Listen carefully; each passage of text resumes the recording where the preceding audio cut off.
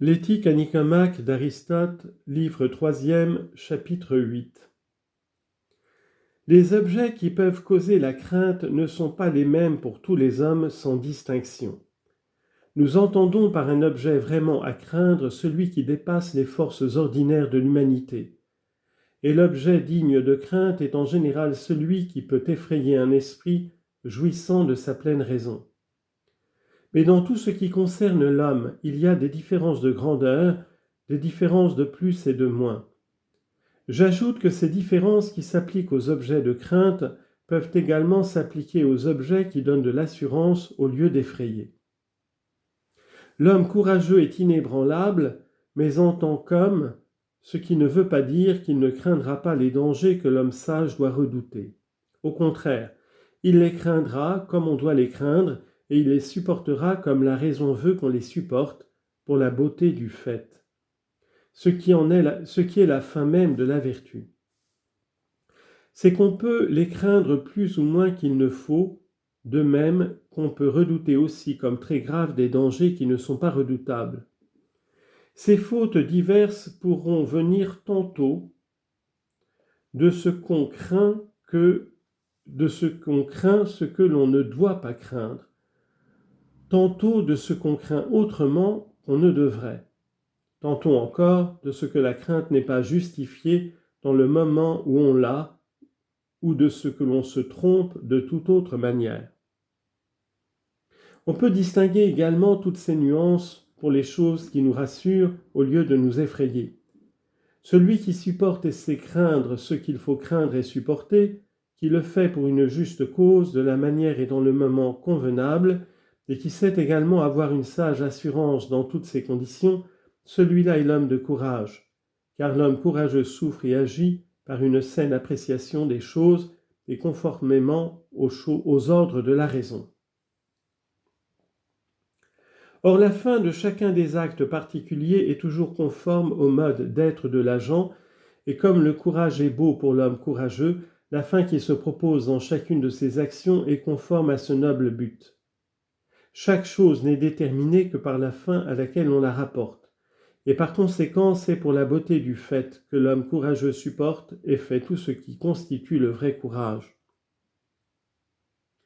Quant au caractère qui pêche ici par excès, celui qui est l'absence complète de toute espèce de crainte n'a pas reçu de nom spécial. Et nous avons antérieurement déjà fait observer qu'il y a beaucoup de nuances auxquelles on n'a pas donné de nom particulier. Ce caractère sera, si l'on veut, de la démence. Ce sera une insensibilité absolue à la douleur, quand on va jusqu'à ne pas craindre ni un tremblement de terre, ni les flots soulevés comme on prétend que le font les Celtes. Celui qui pêche par un excès d'assurance en face de vrais dangers s'appelle un téméraire. Parfois, le téméraire semble n'être qu'un fanfaron et un hypocrite de courage. Ce qu'est en réalité l'homme courageux par rapport au péril, celui-là veut s'en donner l'apparence, et il imite l'homme de cœur dans tout ce qu'il peut en imiter. Aussi, la plupart du temps, ce caractère n'est-il qu'un mélange d'audace et de lâcheté, et ces gens-là pleins d'ardeur, quand il n'y a rien à craindre, ne savent point supporter le véritable danger. Celui qui pêche par excès de crainte est un lâche, car ces erreurs que nous avons signalées et qui font qu'on se méprend sur les objets de crainte, sur la manière dont il faut les craindre et tant d'autres erreurs analogues, s'attachent à lui et le suivent. Il ne pêche pas moins non plus par défaut d'assurance, mais c'est surtout dans l'affliction que, se laissant aller sans mesure à tous les excès du chagrin, il montre sa faiblesse.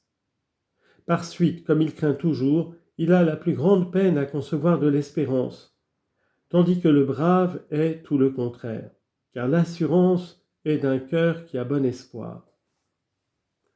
Ainsi, le lâche, le téméraire, le courageux sont ce qu'ils sont relativement aux mêmes objets. Seulement leurs rapports à ces objets sont différents. Les uns pêchent par excès, les autres par défaut. L'homme de courage sait garder un sage milieu et agir comme le veut la raison. Les gens téméraires se précipitent avec ardeur au-devant du danger. Puis, quand le danger est venu, ils lâchent pied trop souvent. Les hommes courageux, au contraire, poussent résolument leur pointe dans l'action, et sont auparavant pleins de calme. Nous pouvons donc le répéter, le courage est un juste milieu à l'égard des choses qui peuvent inspirer à l'homme ou la crainte ou l'assurance, dans les conditions que nous avons indiquées. Le vrai courage affronte et supporte le danger parce qu'il est beau de le faire, ou parce qu'il serait honteux de s'y soustraire. Du reste, mourir pour fuir la pauvreté ou les tourments de l'amour, ou quelque événement douloureux, ce n'est pas d'un homme de courage, c'est plutôt d'un lâche. Ce n'est qu'une faiblesse de fuir la peine et l'épreuve, car alors on ne supporte pas la mort parce qu'il est beau de la supporter, on la cherche uniquement parce qu'on veut éviter le mal à tout prix.